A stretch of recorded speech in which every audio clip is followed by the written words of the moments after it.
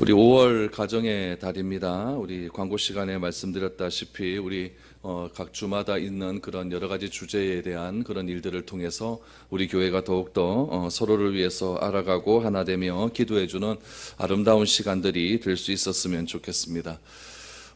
창세기를 우리가 읽다 보시면 아주 특징적으로 나타나는 것 중에 하나가 있는데, 그것이 무엇이냐면 하나님이 복입니다. 하나님이 우리 사람들에게 주시는 복, 그것이 아주 특징적으로 나타나고 있습니다. 하나님이 주시는 그 복을 창세기에서 보면은 믿음의 조상들이 받게 되었는데, 그 믿음의 조상들은 그 자신이 받은 하나님의 복을 자신의 후손들에게 그대로 물려주기를 원하고 있습니다.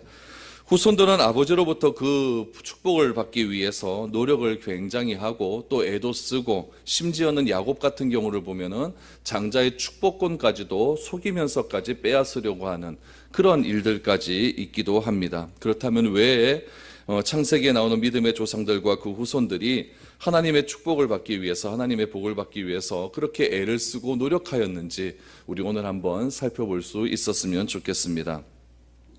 오늘 본문 속에 요셉이 애굽에서 나온 두 아들을 므낫세와 에브라임인데, 오늘 본문에 보면 자신의 아버지가 이스라엘로 나오고 있죠. 이스라엘은 하나님께서 야곱에게 불려주신 새로운 이름이죠. 이 이스라엘인 이 야곱에게 데리고 갑니다.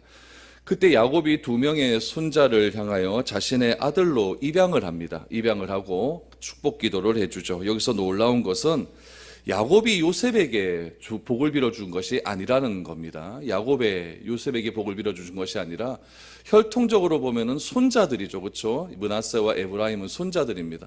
이 손자들에게 바로 복을 해 주었다는 이야기죠. 다시 말하면은 요셉의 한 대를 건너뛰어서 손자들에게 복을 빌어 주었다라고 말을 합니다. 복을 빌어줄 때 어떻게 복을 빌어주냐면은 13절 14절 말씀해 보니까, 오른손으로는 에브라임을 이스라엘의 왼손을 향하게 하고 왼손으로는 므낫세를 이스라엘의 오른손을 향하게 하여 이끌어 그에게 가까이 나아가매, 이스라엘이 오른손을 펴서 차남 에브라임의 머리에 얹고 왼손을 펴서 므낫세의 머리에 얹으니 므낫세는 장자라도 팔을 엇바꾸어 얹었더라 라고 말합니다. 원래 이스라엘이라고 하는 나라는 오른손의 힘이 굉장히 강합니다. 오른손에 대한 아주 특별한 그런 의미를 많이 부는 그런 나라죠. 그래서 항상 큰아들을 안수할 때는 오른손으로 안수를 하고, 차남을 안수할 때는 왼손으로 안수를 하게 되는데, 오늘 13절 14절 말씀해 보니까 이렇게 했다는 이야기죠. 이렇게 X자로 크로스를 해서 오른손을 가지고 차남에게 안수를 하고 왼손으로 큰아들이었던 에브라임에게 므낫세에게 안수를 했다라고 말을 하고 있습니다. 그리고 야곱은 요셉에게는 무엇이라고 하냐면은, 오늘 제일 마지막 절인 22절 말씀에 보면은 가나안 땅의 일부를 너에게 특별히 주겠다라는 말씀이 소개되고 있습니다. 이 야곱이 한 이런 모든 축복의 기도의 내용은 훗날에 그대로 이루어지게 됩니다. 특별히 창세기 49장 말씀에 들어가 보면은 야곱이 자신의 아들 12아들에게 그대로 또 축복하는 장면들이 소개되고 있는데, 그 축복을 마치고 야곱은 숨을 거두게 됩니다. 이런 조상들의 기도가 도대체 어떤 의미가 있기에 창세기에서는 이렇게 자녀들을 자기의 만미에 또 유언적으로 남길 때에 그렇게 유언 기도를 하면서 하나님의 복을 빌어주는 그런 기도를 했을까? 오늘 본문을 통해서 한번 그 의미를 한번 살펴보기를 소망해 봅니다. 먼저 8절 9절 어떻게 본문이 시작되는지 한번 보죠.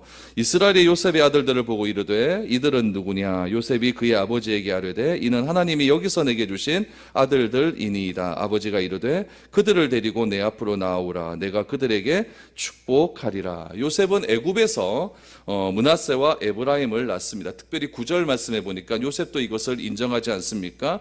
이는 하나님께서 여기서 내게 주신 아들들이니이다. 여기서 내게 주신 아들들. 그러니까 이 므낫세와 에브라임은 어디서 난 아들이냐면은 이집트, 애굽에서 난 아들들이라는 것을 알게 됩니다. 두 아들을 데리고 지금 이스라엘에서 애굽으로 이주해 온 아버지 야곱을 찾아가는 그런 요셉의 모습을 보게 됩니다. 근데 지금 이스라엘이 야곱이 지금 자신의 고향인 가나안 땅에서 애굽으로 온 지 몇 년이 되었냐면은 17년이 지난 때입니다. 야곱이 애굽에 들어왔을 때 나이는 몇 살이냐면 130세에 들어왔습니다. 바로에게 바로를 야곱이 축복 기도를 해주는데, 그때 바로가 야곱에게 묻죠. 내 나이가, 내 연수가 얼마냐라고 물어보았을 때 야곱이 내 나그네와 같은 연수가 130세입니다 라고 말을 합니다. 그게 48장에서 나오는데 48장에서 49장 사이에는 몇 년의 간격이 이어지냐면 17년의 간격이 이어집니다. 그러니까 49장 제일 끝에 보면 이제 야곱이 숨을 거두게 되거든요. 그러니까 숨을 거두는 해가 147세에 숨을 거두게 됩니다. 그러니까 이 17년의 기간이라는 텀이 있다는 이야기예요. 이 17년 동안 그럼 뭘 했느냐? 오늘 야곱이 자신의 두 아들을 보고 두 손자를 보고 뭐라고 얘기하냐면은, 비록 눈이 어두워져서 앞이 잘 안 보일 수도 있겠지만 이들이 누구냐라고 이렇게 묻습니다. 학자들은 이렇게 설명을 하죠. 17년 동안 요셉은 야곱에게 자기의 아들들을 한 번도 데려가지 않은 겁니다. 왜 데려가지 않았을까요? 이유는 여러 가지가 있겠죠. 요셉의 아들들은 지금 거기 이집트라고 하는 나라에서 어떻게 삶을 살았냐면은 애굽의 이집트의 총리로서의 삶을 살게 되는 거죠. 그렇게 총리로서의 삶을 살게 되다가 훗날 자기가 어느 날 보니까 가나안 땅에서 어떤 목자인 같은 그런 가족들이 이주를 하게 되는데, 한 70여 명의 가족들이 이주를 하게 되죠. 그런데 이분들이 너희의 친척이다, 너희의 가족이다 라고 말을 하는 순간 이 요셉의 아들들은 굉장히 정체성에 대한 혼란이 일어나게 되는 겁니다. 요즘 말로 하면 출생의 비밀이 밝혀지는 거죠. 내 족보가 이렇게 밝혀지기 시작하는 거죠. 물론 요셉이 자기 아들들에게 충분히 그런 이야기는 설명을 해 주었을 줄을 압니다. 그러나 말로 들었던 거하고 실질적으로 눈앞에 사건이 그렇게 일어났을 때에 자녀들이 받는 충격은 굉장히 컸을 것으로 생각을 합니다. 요셉이 참 잘한 것은 무엇이냐면 억지로 자기의 아들들을 할아버지에게 데려가지 않았다는 겁니다. 아이들이 충분히 그 사실을 이해할 때까지, 왜 하나님께서 자신의 아버지를 가나안 땅에서 형들의 인신매매에 의해서 이집트로 오게 하셨는가를 이해할 때까지 요셉은 기다려주고 또 기다려주었다는 이야기예요. 기다려주고 난 다음에 지금 아이들이 20세로 장성하고 난 뒤에 할아버지를 찾아갔다는 것은 자녀 교육에 있어서 부모가 자녀들을 기다려줌의 은혜가 얼마나 큰지를 알 수 있다는 이야기죠. 그래서 요셉은 자신의 두 아들이라고 이야기합니다. 오늘 8절 말씀에 보니까 이스라엘이 요셉의 아들들을 보고 이르되 이들은 누구냐? 요셉이 그의 아버지에게 이르되 이는 하나님이 여기서 내게 주신 아들이니이다. 아버지가 이르되 그들을 데리고 내 앞으로 나오라 라고 말씀을 하고 있는 것입니다. 그래서 요셉은 이렇게 자신의 자녀들을 17년 동안 할아버지를 소개하지 않는 채 계속해서 자신의 족보에 대해서 왜 내가 이곳에 오게 되었는지, 어떻게 총리가 되었는지에 대해서 끊임없이 설명을 해주게 되었고, 자녀들이 그것을 받아들일 그런 나이가 되었을 때에 할아버지에게 찾아갔다라는 이야기죠. 10절에서 12절 보십시오. 이스라엘의 눈이 나이로 말미암아 어두워져서 보지 못하더라. 요셉이 두 아들을 이끌어 아버지 앞으로 나아가니 이스라엘이 그들에게 입맞추고 그들을 안고 요셉에게 이르되 내가 내 얼굴을 보리라고는 생각하지 못하였더니 하나님이 내게 내 자손까지도 보게 하셨도다. 요셉이 아버지의 무릎 사이에서 두 아들을 물러나게 하고 땅에 엎드려 절을 했다라고 말합니다. 여러분 10절에서 나오는 야곱이 요셉의 두 아들을 보고 난 행동들은 할아버지라고 하면 손자들에게 누구나 할 수 있는 행동들입니다. 손자들이 왔을 때 할아버지가 손자들을 안아주죠. 또 그 당시에 인사법에는 입을 맞춰주죠. 이런 것들은 누구나 할 수 있는, 할아버지가 손자들에게 할 수 있는 그런 행동입니다. 그런데 12절 말씀에 보니까 무엇이라고 나오냐면은 요셉이 아버지의 무릎 사이에서 두 아들을 물러나게 하고 땅에 엎드려 절했다라고 말을 합니다. 지금 야곱의 나이가 몇 살이냐면 147세입니다. 147세의 아버지가 있는데 그 아버지의 다리를 벌리게 하는 거예요. 다리를 벌리게 해서 그 무릎 사이에 혹은 무릎 위에 지금 므낫세와 에브라임을 세웠다라는 겁니다. 여러분 저도 다리 쫙 벌리기가 힘들거든요. 뻣뻣했는데 이 147세 지금 거의 죽기 임종 직전의 노인 아닙니까? 그 노인의 무릎 위에 아이를 앉혔거나 20살 먹은 아이를 앉혔거나 아니면 그 사이에 세웠다는 것은 이건 굉장히 어려운 일입니다. 굉장히 힘든 일인데 이것이 의미하는 바가 무엇인지를 우리가 조금 알아야 됩니다. 지금 20세 청년을 자신의 무릎 위에 앉히거나 세우는 행동은 불가능한 행동입니다. 근데 이것은 고대 근동 사회에서는 굉장히 보편적으로 일어난 행동이었어요. 뭐 할 때 일어난 행동이냐면은 입양을 할 때 일어나는 행동들입니다.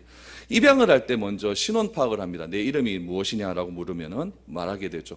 오늘 본문에서도 야곱이 자신의 손자들을 보고 얘들이 누구냐라고 말을 하면서 눈이 어두워서 이들을 보지 못했다라고 말을 하지만은 이름은 묻습니다.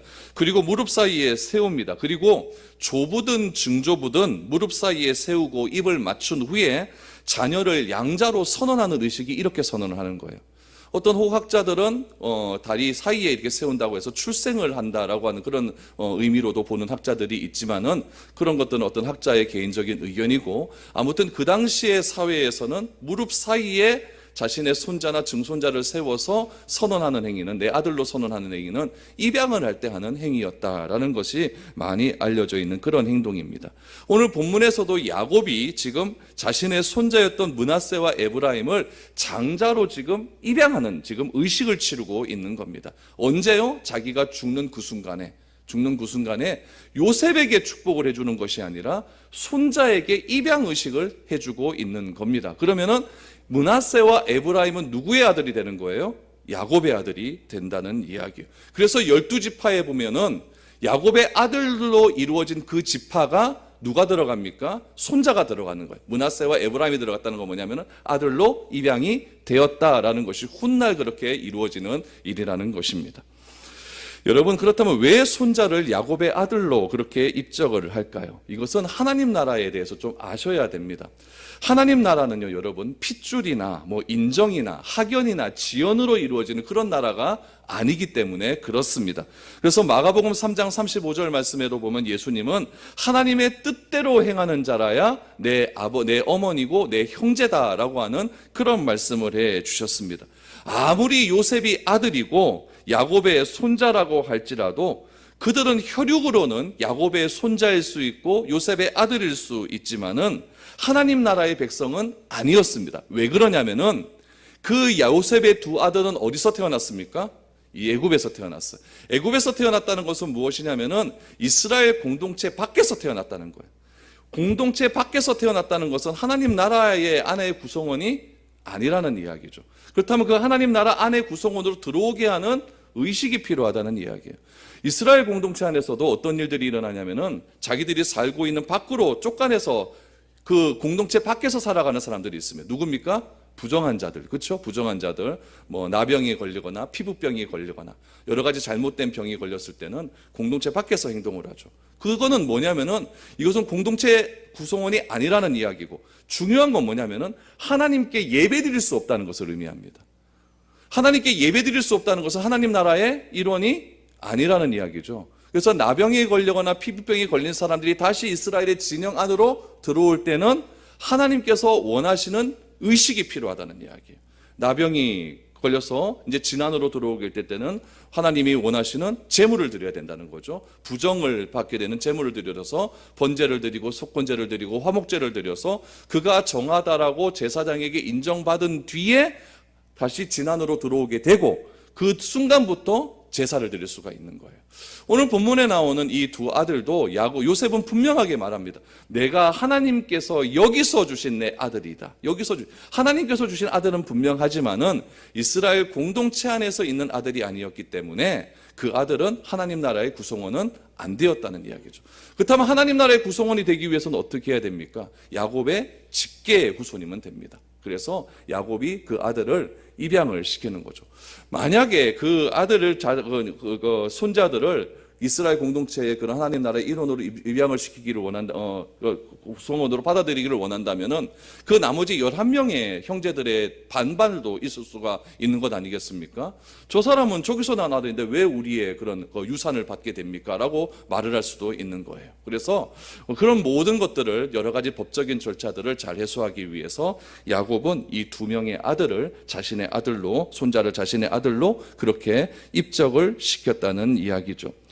17년 동안 이 요셉의 두 아들은 아버지로부터 여러 가지 훈련을 받았을 겁니다. 그리고 자기의 그 핏줄에 대한 이야기도 많이 들었을 겁니다. 그리고 나서 지금 할아버지에게 나와서 내 핏줄인 할아버지 앞에서 내가 할아버지를 아버지로 입양하는 그런 의식을 치르게 되는 거죠. 무엇과 똑같습니까? 세례받는 것과 똑같죠. 우리도 세례받을 때 어떻게 하냐면은 이 공동체 안에서, 교회 안에서, 하나님 앞에서, 성도들 앞에서 내가 이제 하나님의 자녀가 되었음을 내 입으로 선언하는 의식 아닙니까? 그래서 세례를 베풀고, 세례를 베푼 사람을 목사가 성부와 성자의 이름으로 공포를 함을 통하여서 하나님 나라의 백성이 되었다는 것을 선언하지 않습니까? 오늘 이것도 이 세례를 베푼 것과 똑같은 의식이 이루어지고 있다는 이야기죠. 그리고 난 다음에 이 야곱이 두 명의 손자들, 아들에게 축복 기도를 해 줍니다. 무슨 축복을 해 주는지 한번 보시기 바랍니다. 15절 16절이죠.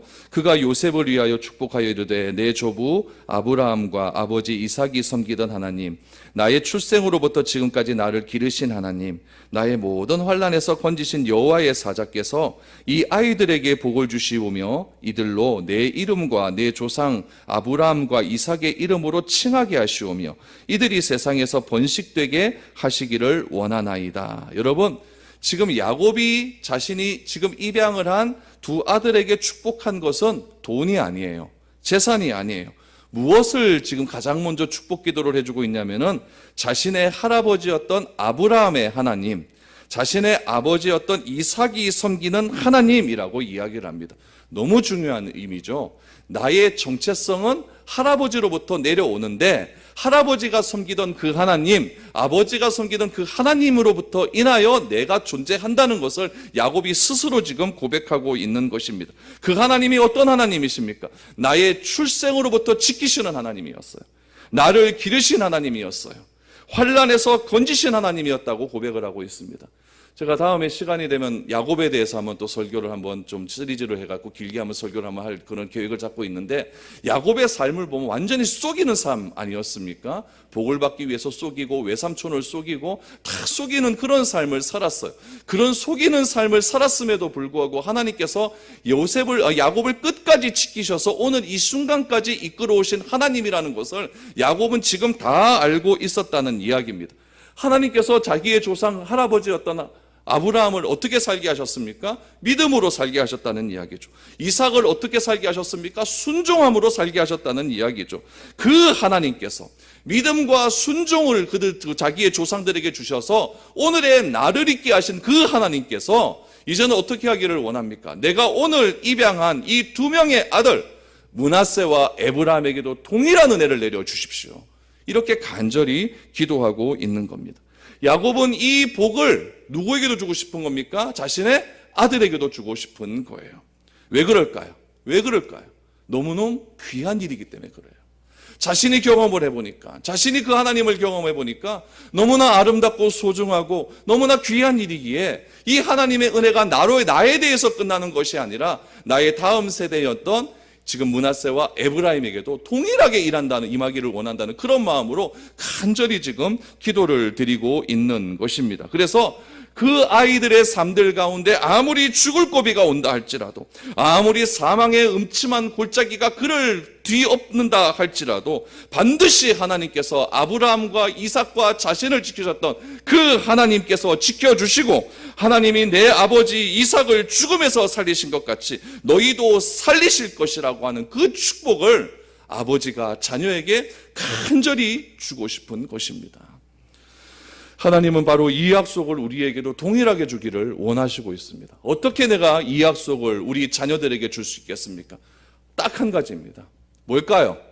내가 먼저 경험해야 됩니다. 내가 경험하지 않고 내가 그 은혜를 바로 알지 않는 상태에서 어떻게 우리 자녀들에게 그 은혜를 베풀어 달라고 기도를 하겠습니까?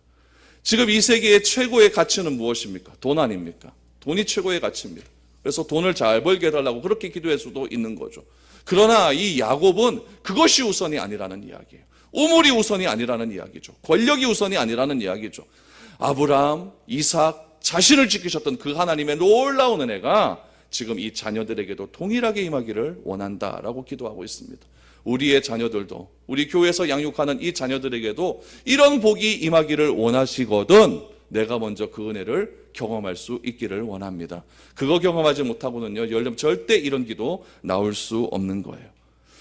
여러분, 오늘날 많은 사람들이 가지고 있는 참 큰 문제는 무엇이냐면은 내가 아버지가 되었음에도 불구하고, 내가 어머니가 되었음에도 불구하고, 내가 교회에서 오랫동안 신앙생활을 했음에도 불구하고 내 신앙을 지키지 못한다는 데 있는 겁니다. 내 신앙도 지키지 못하기 때문에 조금만 힘든 일이 오면은 넘어져 버리고 자빠져 버리고, 누가 옆에서 도와주지 않으면 도무지 일어설 수 없는 그런 신앙생활들이 우리 가운데 너무나 많이 있는 거예요. 야생성이 다 잃어버린 그냥 요람에 쌓인 그런 신앙생활들을 우리가 하고 있다는 이야기입니다. 내 신앙도 지키지 못하는데 어떻게 자녀들에게, 우리 아이들에게 그 신앙의 본질을 알려줄 수 있게 되는 겁니까? 여러분, 신앙이 다음 세대로 전해지지 않는 것보다 더 큰 위기는 없는 거예요. 가정에서 신앙교육이 제대로 되지 않고 가정에서는 세상의 가치를 가르치고 있는데 그런 아이들 교회에 앉혀놓고 왜 교회에서 우리 아이들이 신앙생활 못하냐라고 그렇게 말할 수 있겠습니까? 그건 절대 그렇게 말하시면 안 된다는 이야기예요. 오늘 우리가 중요하게 생각해야 될 것은 가정에서 신앙을 전수하지 못한다고 한다면 한국 교회는 굉장히 큰 위기에 봉착하게 될 것이라는 겁니다. 성경은 여러분 제도를 말하고 있지 않아요. 성경은 체제의 변혁을 이야기하고 있지 않습니다. 성경이 말하고 있는 것은 오직 딱 한 가지예요. 구원입니다. 구원받아야 된다는 거예요. 돈 버는 거가 먼저 아니에요. 구원받지 않고 여러분 돈 벌어 보십시오. 구원받지 않고 여러분 권력을 가져 보십시오. 구원받지 않고 인기를 한번 얻어 보십시오. 유명해 보십시오. 여러분 어떤 일이 일어나게 됩니까? 성경에서 말하고 있는 유일한 것 무엇입니까? 세상의 어떤 것보다 중요한 것, 구원이 우선이라는 이야기입니다. 그렇다면 자녀들에게 전해야 하는 것 무엇입니까? 돈 많이 버는 법이요? 아니에요. 좋은 대학 가는 것 아니에요. 먼저 우선시해야 될 것은 구원이 우선입니다. 구원 다음에 그 다음 것들이 있어야 되는 것이죠. 물론 좋은 학교도 가야 되고 좋은 직장도 구해야 되고 내가 사회에서 좀 여유로운 삶을 사는 것, 그런 것도 참 중요합니다. 그러나 구원이 자녀들에게 전해지지 않는 이상 여러분 우리에게는 희망은 없습니다. 지금 조사를 한번 해봤더니 재작년 기준입니다. 재작년 기준으로 해서 대학에서 신앙을 가지지 않는 퍼센테이지가 어느 정도 나왔냐면은 10% 미만으로 나왔어요. 대학이라고 하는 집단이 선교지보다 더 어려워져 가고 있어요. 우리의 자녀들이 속해 있는 그 대학이라고 하는 곳에서 신앙적인 교육을 아무것도 받고 있지 않습니다. 계명대학교 크리스천 학교지 않습니까? 거기서는 제대로 된 거 가르치는지 아십니까? 아니에요. 제가 나와봐서 알지 않습니까? 아니에요. 크리스천 학교라고 그렇게 있는 그런 학교 속에서도 신앙의 본질을 가르쳐주지 않습니다. 그러면 여러분 하물며 그냥 사립대학들, 그냥 국립대학들 신앙의 본질을 종교적인 색채를 띄어내지 않아야 되는 그런 대학에서 무엇을 배우고 있겠습니까? 세상적인 지식은 많이 배울 수 있죠. 그래서요 뭐 어떻게 하라고요? 이런 상황에서 우리끼리 교회에서 예배드리고 있는 것 여러분 무슨 의미가 있겠습니까?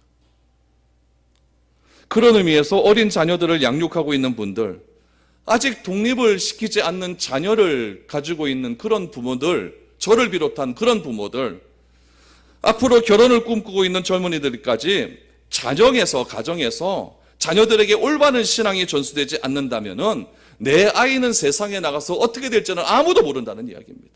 신앙 가질 수 있을 것 같습니까? 못 같습니다. 지금 우리 믿음의 조상들은 어떻게 말을 하고 있습니까? 자녀들에게 자신이 믿었던 그 하나님을 너도 믿어라 이거예요. 너도 믿어라. 내가 믿었던 그 하나님, 내가 경험한 그 하나님을 너도 믿어라라고 그렇게 담대하게 이야기하고 있는 겁니다. 그런 특별한 믿음이 누구에게 있었습니까? 아브라함에게 있는 거예요. 그런 특별한 믿음이 이삭에게도 있었고 그런 특별한 믿음을 누구에게도 있었다. 야곱 나에게도 있었다는 이야기예요. 그 은혜를 누구에게 전수하고 싶은 겁니까? 오늘 에브라임과 므낫세 또 요셉에게 전하고 있는 것입니다. 야곱의 이런 믿음의 전수를 하는 거 보면서 몇 가지 특징적인 것들이 오늘 본문에 있음을 우리가 알게 됩니다. 한 세 가지로 정리를 할 수가 있는데 그 특징적인 것들을 한번 살펴보면서 우리가 어떻게 해야 되는지를 한번 적용해 볼 수 있기를 원합니다. 첫 번째, 야곱의 축복은 아들이 아니라 누구에게 했다? 손자에게 했다라는 겁니다. 야곱이 요셉을 먼저 축복하고 그 다음에 요셉이 자기의 아들인 므낫세와 에브라임을 축복했다고 한다면은 요셉의 축복은 야곱의 다른 아들들이 받은 축복과 별 다를 것 하나도 없습니다.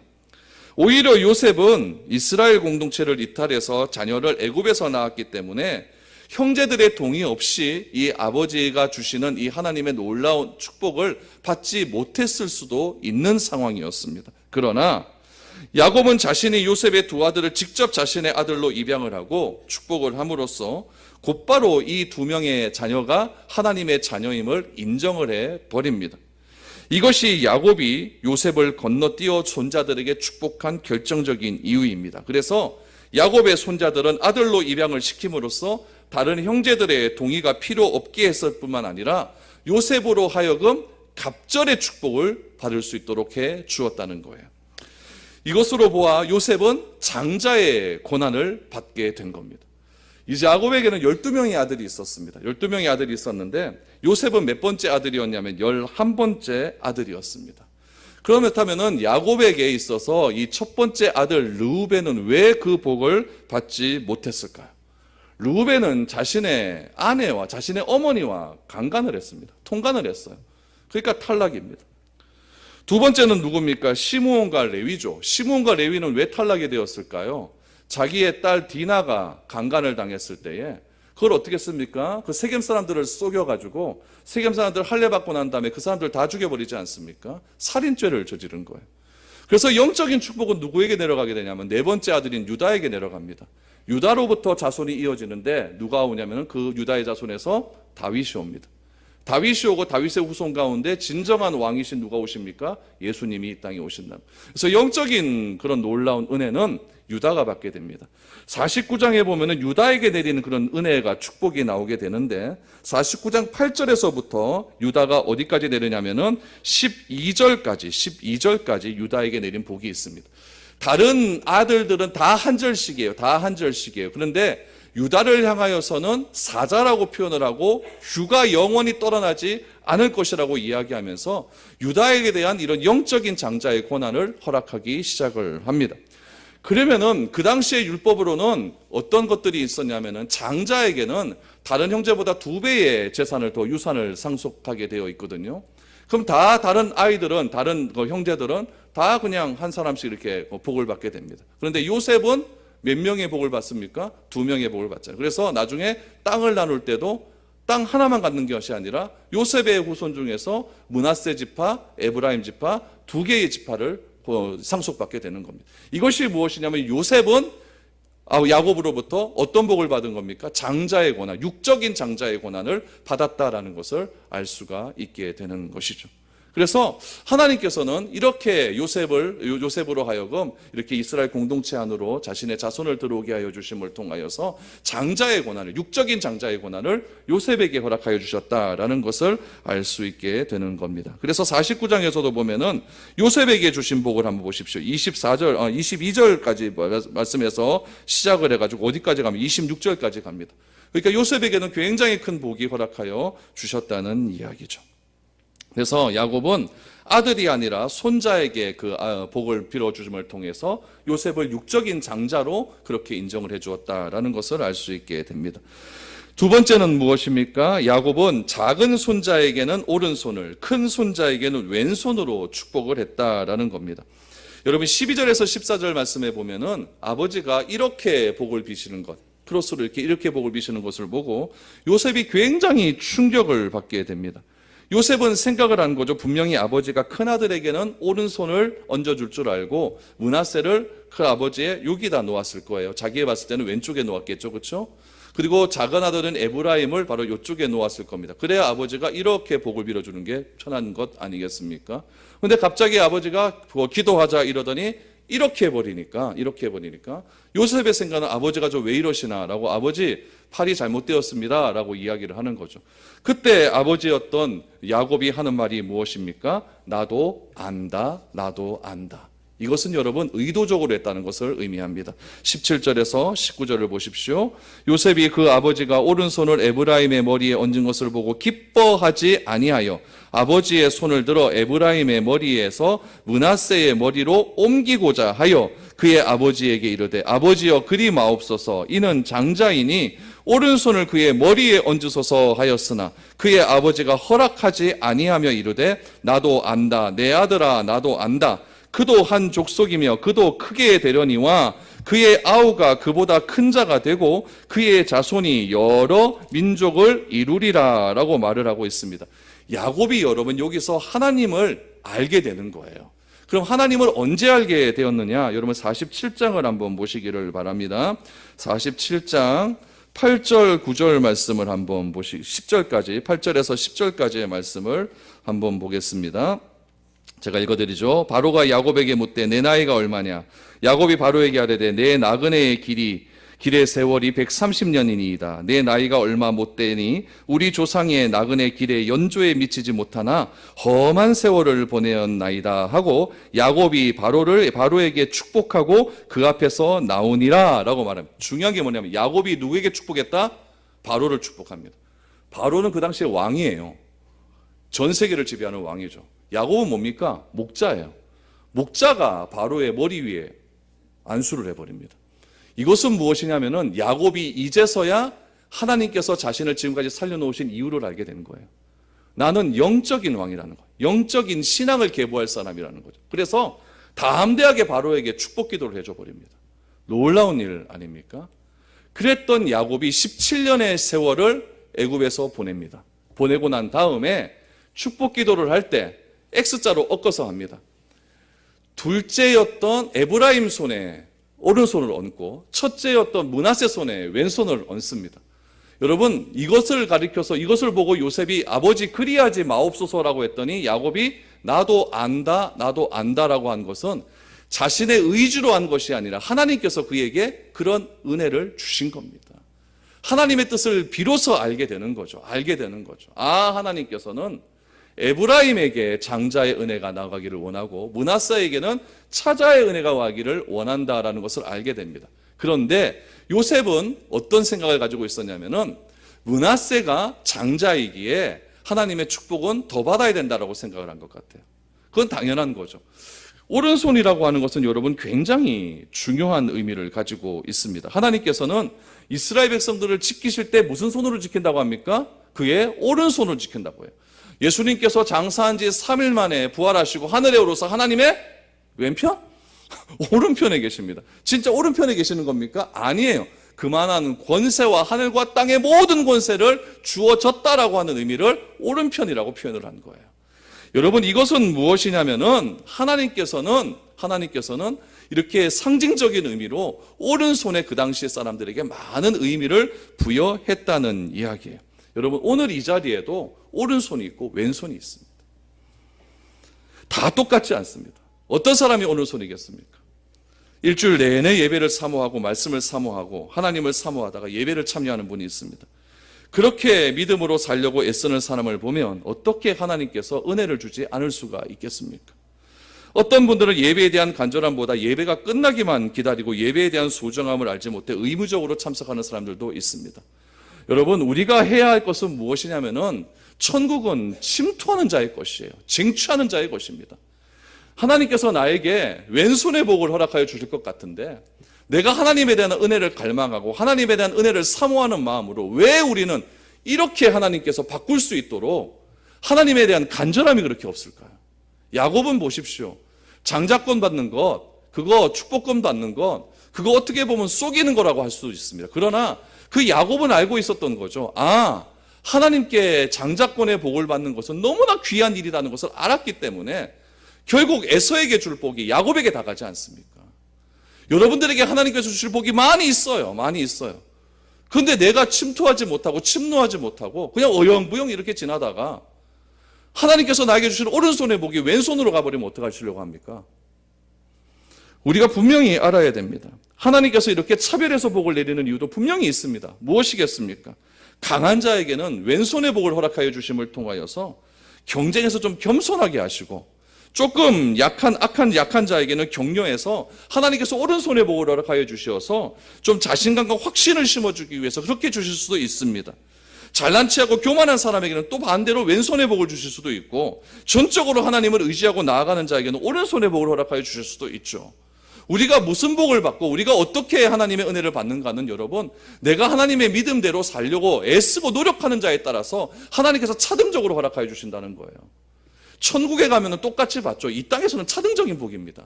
그래서 예수님도 이스라엘에서 이만한 믿음을 본 자가 없다라고 하는 것은 믿음이 큰 자가 있고 작은 자가 있다는 거예요. 이것은 무엇이냐면 은혜를 많이 받는 자가 있고 조금 받는 자가 있다는 이야기입니다. 하나님의 복을 많이 받을 수도 있고 조금 받을 수도 있다는 이야기예요. 이 땅에서 충만히 누리고 살아야 될 것 아닙니까? 어떻게 살아야 되겠습니까? 야곱처럼 침노하면서 하나님의 복을 받기 위해 갈망하면서 그렇게 하루하루를 신실하게 살아가며 하나님의 뜻대로 살려고 노력하고 애쓰는 자가 하나님께서 오른손의 복을 허락하여 주실 것 아니겠습니까? 지금 야곱은 기도하고 있는 거예요. 하나님, 자신들에게, 자기 자손들에게 이러한 놀라운 하나님의 은혜가 넘쳐날 수 있기를 소망합니다. 자신의 삶을 보니까 다 나오게 되거든요. 그렇게 기도하고 있습니다. 세 번째로 야곱은 요셉에게 가나안 땅의 한 부분을 주시겠다라고 말씀하고 있습니다. 여러분 22절을 다시 한번 보시면, 내가 내게 내 형제보다 세겜 땅을 더 주었나니 이는 내가 내 칼과 활로 아모리 족속의 손에서 빼앗은 것이라 라고 말합니다. 여러분 창세기를 가만히 읽어보면은 이 요셉이 아모리 족속에게, 야곱이 아모리 족속에게 칼과 활로 그 땅을 빼앗았다는 기록은 나오지 않습니다. 나오지 않는 기록이 오늘 여기에서 나온다는 이야기예요. 아모리 족속에 대한 이야기는 어디서 나오냐면은 그가 세겜 근처에 갔을 때에 그곳에 있는 밭을 하나 사가지고 그 밭을 뭐라고 이야기하냐면은 엘헬로의 이스라엘이라고 부른 적은 있습니다. 그런데 그 엘헬로의 이스라엘이라고 불렀던 그 땅을 내가 사고 쟁취함에 있어서 활과 창을 가지고 전쟁에서 그의 소유가 됐다고 이야기하고 있지는 않는다는 이야기예요. 이 땅일 수도 있고 실제적으로 창세기에는 소개되어 있지 않는데 야곱이 진짜 전쟁에서 빼앗은 땅일 수도 있습니다. 아무튼 그 세겜 땅 중에 일부가 야곱의 소유로 되어 있었다는 것은 분명하다는 이야기예요. 그 땅을 누구에게 주는 겁니까? 요셉에게 주겠다는 이야기예요. 여러분 야곱이 이렇게 요셉에게 주는 이유는 무엇이겠습니까? 요셉이 가장 용감한 삶을 살았기 때문에 그렇다는 이야기죠.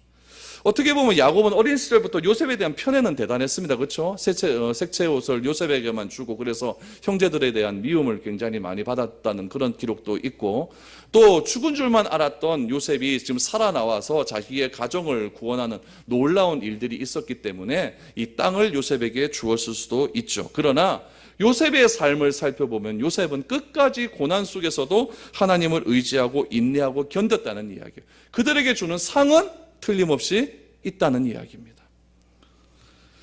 성경은 이런 요셉의 삶을 가리켜서 무엇이라고 이야기하냐면 하나님이 항상 그와 함께 하셨기에 형통했다, 임마누엘의 복을 허락하십니다. 여러분 오늘 본문에서 우리에게 말씀하고자 하는 것은 우리가 물러주어야 할 것, 우리가 물러줘야 할 것이 단지 돈이나 땅이나 권력이 아니라는 사실입니다. 믿음의 사람들이 경험했던 그 하나님, 나를 능력하게 했었던 하나님, 나를 어려움 속에서도 구원하시고 새로운 인생의 길로 인도해 주셨던 그 하나님을 후손에게 전하기 위해서 힘쓰고 애썼다는 이야기예요. 오늘 본문 속에서도 오른손과 왼손의 복은 틀림없이 있음을 알려주고 있습니다. 같은 할아버지 무릎 밑에서 복을 받는다고 해도 다 같은 복은 아니라는 이야기입니다. 왜 하나님이 기쁨으로 나에게 복을 주도록 만들지 않습니까? 왜 하나님이 나를 더 사랑하시며 복 주시지 않고 견디지 못하도록 그렇게 만들고 있지는 않습니까? 왜 하나님이 과감하게 X자로 축복하지 못하도록 그렇게 만들고 있지는 않습니까? 똑같은 자리에서 똑같은 말씀을 듣고도 똑같이 믿으면서도 왜 나에게는 이런 비참한 현실만 자꾸 일어나게 될까요? 나의 삶을 되돌아보십시오. 그리고 하나님을 의지하고 매달려 보십시오. 그래야 그런 부모의 삶을 보고 자녀도 하나님을 믿을 수 있는 마음이 생기는 것이고, 그런 신앙인들의 믿음을 보고 자란 우리 교회의 아이들도 나도 예수 한번 제대로 믿어보고 싶겠다라고 하는 그런 마음이 생기는 것 아니겠습니까? 자녀가 믿지 않는 것은요, 교회의 책임도 아니고 다른 사람의 책임도 아니고 다 누구 책임입니까? 부모 때문입니다.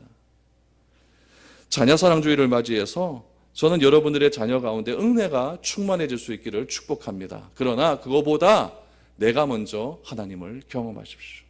내가 경험해야 자녀를 위해서 기도해 줄 수 있는 것이고 내 손자들을 위해서 기도할 수 있는 겁니다. 여러분, 내 삶을 다시 한번 점검하면서 하나님께 우리 자손들이 잘 될 수 있도록 항상 기도하며 우리 교회 아이들이 잘 될 수 있도록 기도할 수 있는 그런 우리 모두가 될 수 있었으면 좋겠습니다. 하나님의 놀라운 은혜가 여러분의 가정 속에, 우리 교회 아이들 속에 넘쳐날 수 있기를 축복드립니다.